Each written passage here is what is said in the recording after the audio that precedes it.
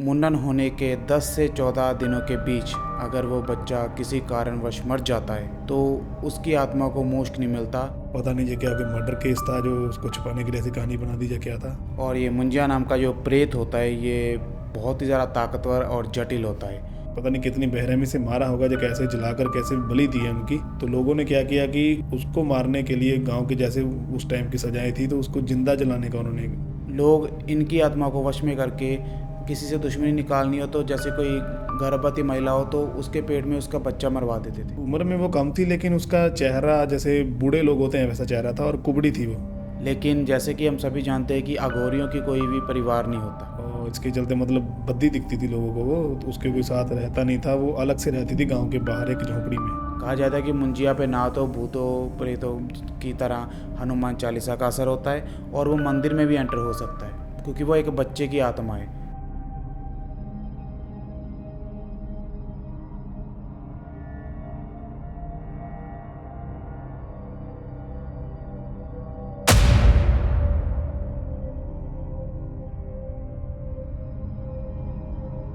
Hello everyone, welcome back to our podcast channel. उम्मीद करता हूँ सब लोग बढ़िया होंगे। हम लोग वापस आ चुके हैं एक नए भूत कास्ट के एपिसोड के साथ। तो इस एपिसोड में मेरे साथ है सौरभ। सो अगेन हम एक एक भूतों वाली स्टोरी लेकर आए हैं और इस बार शुरू करेंगे मुझसे। तो आज तक हमने मैक्सिको की अर्बन लेजेंड की बात करी अपने पॉडकास्ट में, और जापानीज़ की अर्बन लेजेंड की भी बात करी और चाइनीज़ अर्बन लेजेंड की भी बात करी है। लेकिन आज हम बात करने जा रहे हैं इंडियन अर्बन लेजेंड की। जिस अर्बन लेजेंड के बारे में मैं बताने जा रहा हूँ इसे अब तक तो फ़िलहाल आई थिंक कोई नहीं जानता, लेकिन अब बहुत ही जल्द पूरा इंडिया इस अर्बन लेजेंड के बारे में जानेगा। मैं जिस अर्बन लेजेंड की बात कर रहा हूँ इसका नाम है मुंजिया। तो आई थिंक कभी नहीं सुना होगा तूने पहले। नहीं।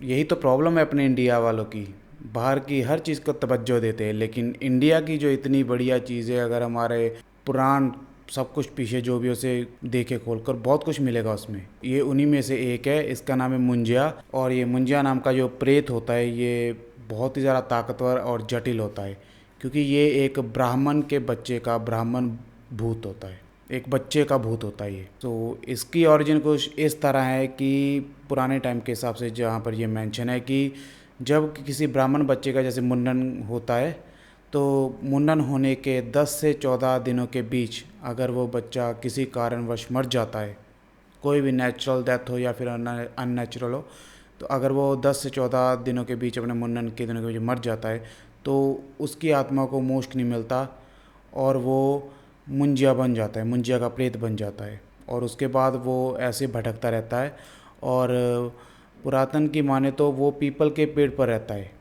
अभी इससे याद आया होगा तुम्हें कि बचपन से हमने यही सुना है कि कभी भी रात को पीपल के पेड़ के नीचे नहीं बैठना चाहिए। उसके पीछे एक रीज़न ये भी है, नहीं साइंटिफिक है लेकिन मतलब जो उस हिसाब से अगर हम बोले कि क्यों पीपल के पेड़ के नीचे बैठने से रात को भी मना किया जाता है, वो इस वजह से है, इसकी मुंजिया की वजह से। जो पुराने टाइम के हिसाब से हो सकता है कि उन्हें ये बात पता हो लेकिन डराने के लिए उन्होंने कि ऐसे नहीं मानेंगे, डर के ही मानेंगे हो, उन्होंने बोला हो। तो अगर बात करें मुंजिया की तो ये बहुत ही टेरिफाइंग जो है प्रेत होता है और इसमें बहुत सारी पावर्स होती हैं। जैसे कि सबसे पहले तो कि वो एक बच्चा है, बच्चे का भूत है और बच्चे के भूत, बच्चे कितने ज़िद्दी होते हैं तुम्हें पता है। तो एक बच्चे का प्रेत होने के कारण ये बहुत ही ज़्यादा ज़िद्दी और जटिल होता है और इसमें बहुत ज़्यादा पावर्स होती हैं। और ये सिर्फ पीपल के पेड़ पे रहता है। तो पीपल के पेड़ पे रहने की उसकी स्टोरी के पीछे भी एक आध रीज़न है, जैसे कि उसकी आत्मा को जब वो मर जाता है उसके बाद उसको एसोसिएट किया जाता था पीपल के पेड़ के साथ। तो जैसे वो मर जाता है, मरने के बाद मुंजिया की आत्मा पीपल के पेड़ों पर रहती है और एक पीपल के पेड़ से दूसरे पीपल के पेड़ पर जंप करके ऐसे जाती है। रात के वक्त उनका टाइम होता है और वो उन्हीं का घर होता है पीपल का पेड़, इसीलिए कहते हैं कि रात के वक्त पीपल के पेड़ के नीचे नहीं बैठना चाहिए क्योंकि वो मुंजिया का वक्त होता है, उसके घर में आराम से टहलने का वक्त। अगर उसकी पावर्स की बात करें तो बहुत ही ज़्यादा पावरफुल होता है मुंजिया। पहली बात तो उसकी अपीयरेंस ही बहुत टेरिफाइंग होती है। कई अलग अलग जग मतलब अलग अलग पुरातन कथाओं में उसकी अलग अलग तरह की अपीयरेंस दिखाई गई है और सभी की सभी काफ़ी टेरिफाइंग एंड डिस्टर्बिंग है। कहीं पे उसे दिखाया गया कि बहुत ज़्यादा वो जला कटा हुआ है, चेहरा गला हुआ है। कहीं पे दिखाते उसका सर से लेके पाँव तक पूरा एक ही कलर है, या तो पूरा सफ़ेद होता है या फिर पूरा जैसे इंसानी स्किन होती है वैसा होता है। बाल एक भी नहीं होता उसके, ना आईब्रोज होते हैं, ना सर पे तो मुंडन होता है, कुछ भी नहीं होता। आंखें थोड़ी बड़ी होती हैं और कहीं पे दिखाते हैं कि वो पीपल के पेड़ की लकड़ी के जैसा ही है, उसी के जैसा है कि घुल मिल के वैसा ही हो जाता है। अलग अलग तरह के डिस्क्रिप्शन है। एक जगह ऐसा भी दिखाया गया कि वो पूरा काला होता है, एक जगह ऐसा भी दिखाया गया कि वो भूत की तरह दिखता है पूरा, जैसे दुबला पतला ग्रे कलर का। अलग अलग तरह के पेरेंट्स उसकी अलग अलग जगहों पे मेंशन है। और अगर मुंजिया को ट्रांसलेट करोगे तो उसका मतलब बनता है, मराठी भाषा का वो वर्ड है, उसका मतलब बनता है कि अपर कास्ट वाला भूत। जैसे ब्राह्मण अपर कास्ट है, सबसे होते हैं हिंदू धर्म के मूड़ी, तो अपर कास्ट इसका मतलब बनता है कि गूगल पे सर्च भी करोगे तो उसका मतलब ये निकल के आता है। और इसकी पावर्स जो बहुत ज़्यादा होती हैं, इतनी ज़्यादा होती है कि ये किसी को भी अपने वश में करके उससे जो मर्जी करवा सकता है। यहाँ तक कि ये अगर किसी को वश में कर ले, वश में करके उसे मार भी दे, उसके बाद भी उसकी ये बॉडी को जितनी देर चाहे यूज़ कर सकता है। और ये बहुत ज़्यादा ख़तरनाक है। और ये किसी इंसान को वश में करके उसके शारीरिक अंदर से भी उसे बदलाव कर सकता है। जैसे कि अगर एग्जांपल दूं कि पुराने टाइम में लोग इनकी आत्मा को वश में करके किसी से दुश्मनी निकालनी हो तो जैसे कोई गर्भवती महिला हो तो उसके पेट में उसका बच्चा मरवा देते थे पुराने टाइम के हिसाब से। और ये काम करते थे उस वक्त के अघोरी। अघोरी को जैसे तुम्हें पता है कि आत्मा को वश में करना आता है, वो लोगों के कहने पर मुंजिया की आत्मा को वश में करके उनके दुश्मनों से बदला लेते थे जो भी वो करवाना चाहते हैं। लेकिन मुंजिया को काबू करना इजी नहीं है, बहुत ज़्यादा विद्या चाहिए होती है। और दूसरी बात यह है कि अगर कोई उसको वश में कर ले तो उसके बाद उसे और उसकी बाकी की आने वाली पीढ़ियों को भी मुंजिया की पूजा करते रहना पड़ता है स्पेसिफिक डे के ऊपर।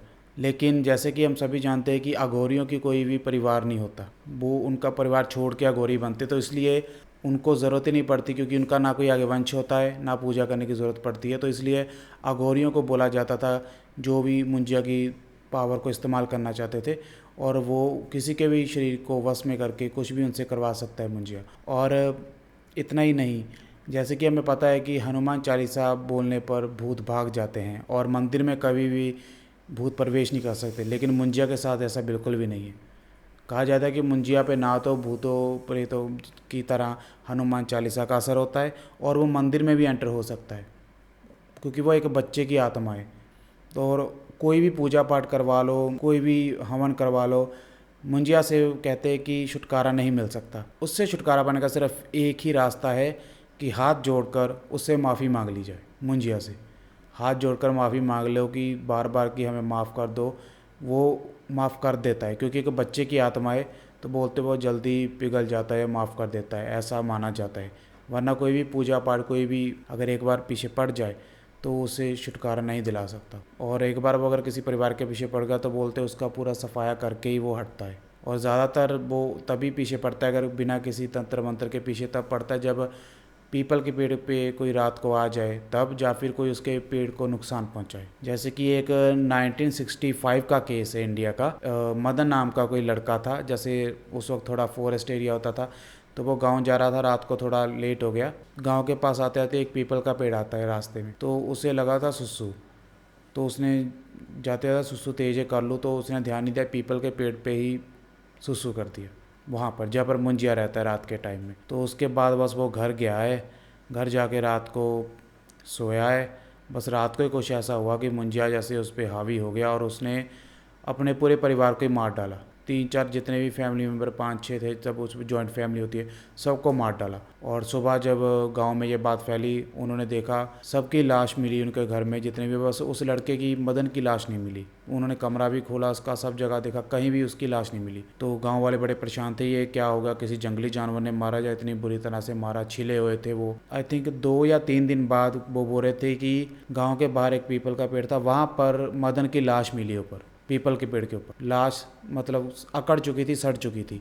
मतलब वो 2-3 दिन से लाश शायद वहाँ पर होगी जब से उसने अपनी उसकी फैमिली को मारा। पीपल के पेड़ पे उसकी लाश देख के गांव वालों ने ये बताया कि ये ज़रूर मुंजिया का काम है, क्योंकि अपनी फैमिली को मारना और फिर उसकी लाश उस पेड़ के ऊपर मिलना, पीपल के। इस तरह की कुछ ये रियल लाइफ बोल रहे हैं, मुझे पता नहीं इसमें कितनी सच्चाई है, लेकिन ये एक रियल इंसिडेंट बता रहे हैं मुंजिया केस का। पता नहीं, मैंने तो पहली बार सुना इसके बारे में। पहली बार सुना है शायद तुमने, लेकिन अभी पूरा इंडिया इसके बारे में सुनेगा, क्योंकि इस पे बॉलीवुड वालों ने मूवीज़ दे दी है। मूवीज़ मूवी दे दी है इस पे, हॉरर मूवी। स्त्री मूवी देखी है ना, उसी यूनिवर्स की ये मूवी है। भेड़िया। भेड़िया, हाँ भेड़िया और स्त्री, स्त्री दो आ चुकी है मूवीज़ ना। रूही। रूही अब इस यूनिवर्स का पार्ट नहीं है, उन्होंने निकाल दिया क्योंकि सेम एक्टर ले लिया था ना उन्होंने दोनों मूवीज़ में, तो वो बात नहीं बनेगी, उस वक्त उन्होंने सोचा नहीं इतना। तो स्त्री और भेड़िया ऑफिशियली दो मूवीज़ है। अब ये तीसरी मूवीज़ आई है उसी यूनिवर्स में जिसका नाम है मुंजिया। तो मुझे भी मूवी देख के इसके बारे में पता चला, जब मैंने मुंजिया मूवी का ट्रेलर देखा, 2 दिन में 10 मिलियन से ज़्यादा व्यू हो गए। तो मैंने देखा यार ये कौन सा करेक्टर है, इसके बारे में कभी सुना नहीं। तो 7 जून को मूवी रिलीज़ हो रही है मंजिया, ज़रूर देखना थिएटर में, बहुत अच्छी मूवी है। उससे पहले ट्रेलर देख लो। और इंडिया की पहली मूवी है जिसमें उन्होंने पूरा करेक्टर सीजीआई से बनाया है, मतलब इसमें कोई भी मोशन सेंसर या किसी भी ग्रीन सूट वाले इंसान का काम नहीं है, पूरी तरह से सीजीआई करेक्टर है, बहुत ही रियलिस्टिक लग रहा है। और ट्रेलर देख के बहुत मज़ा आ रहा है, बिल्कुल स्त्री मूवी जैसी फीलिंग आ रही है, और उसी यूनिवर्स का पार्ट होने वाला है, तो बहुत ही अच्छी मूवी होगी। तो इस मूवी से देख के मुझे आइडिया है कि चलो इस पे पॉडकास्ट करते हैं। तो अब 7 जून को मूवी रिलीज़ होगी, और उसके बाद पूरे इंडिया में इसका चर्चा होगा, तो सबको पता चलेगा कि मुंजिया आखिर चीज़ क्या है। तो बहुत ही अच्छा ट्रेलर है, ज़रूर देखना। और ये थी मुंजिया की स्टोरी, जितनी मैंने रिसर्च करी मुझे पता चला। So now it's your turn. आपने गेम का ना सुना है, ब्लडी मैरी? हाँ। ये अपने 2017 में ट्राई भी बहुत किया था। अपने इधर नहीं है, ये उधर ही है, यूरोपियन कंट्री में ज़्यादा। इंडिया का वीज़ा नहीं मिला होगा। यूरोप में। और बेसिकली आज मैं आपको इसका ओरिजिन बताऊंगा कहाँ से हुआ था। आपने सुना होगा बहुत से बच्चे वहाँ खेलते हैं इसको। खेलने का तरीका ये है कि रात को 2 बजे, शायद 2-3 बजे, मिरर के सामने खड़े होकर बोलना होता है ब्लडी ब्लडी मैरी 3 बार। और उसके बाद लगता है कि कुछ अजीब से लोगों की मौत हो जाती है या लोग गायब हो जाते हैं। कुछ लोगों का कहना है कि जिस मिरर के हम सामने खड़े होकर बात करते हैं, बोलते हैं ये ब्लडी मैरी, लोग उस मिरर में ही कैद हो जाते हैं। और कुछ का तो पता नहीं चलता कहाँ गए क्या गए, ऐसा ही कुछ है। तो बात है 1600 ईस्वी की। ये बात है, एक मैरी करके लड़की हुआ करती थी। उम्र में वो कम थी, लेकिन उसका चेहरा जैसे बूढ़े लोग होते हैं वैसा चेहरा था, और कुबड़ी थी वो। और इसके चलते मतलब बद्दी दिखती थी लोगों को वो। तो उसके कोई साथ रहता नहीं था, वो अलग से रहती थी गांव के बाहर एक झोपड़ी में, अलग से रहती थी। उसको भी पता था कि वो कैसी है, दिखने में खूबसूरत नहीं है, अच्छी नहीं है, बिल्कुल एक चुड़ैल जैसी लगती थी। तो वो अपने आप को शीशे में देखना बिल्कुल भी पसंद नहीं करती थी, वो शीशा देखती ही नहीं थी। इससे हो गया वो शीशे का लिंक, ठीक है। तो जैसे वो गांव से बाहर ही रहती थी, तो लोगों को उस पर शुरू से डाउट था कि वो कुछ ऐसा करते वो चुड़ैल है, क्योंकि उसके घर के आसपास हड्डियां दिखाई देती थी लोगों को। तो जैसे मैंने बताया कि ये गांव के बाहर रहती थी, और गांव वाले इसको ज़्यादा बुलाते ही नहीं थे, चाहता कि इसके साथ कुछ लिंक ही नहीं था उनका। तो लिंक ऐसे पड़ा कि जब कुछ दिन लोगों ने नोटिस किया कि उनके गांव के बच्चे गायब हो रहे हैं। गांव के बच्चे गायब हो रहे हैं मिस्टीरियसली, कुछ पता नहीं चला कौन लेगा कहाँ ले गया।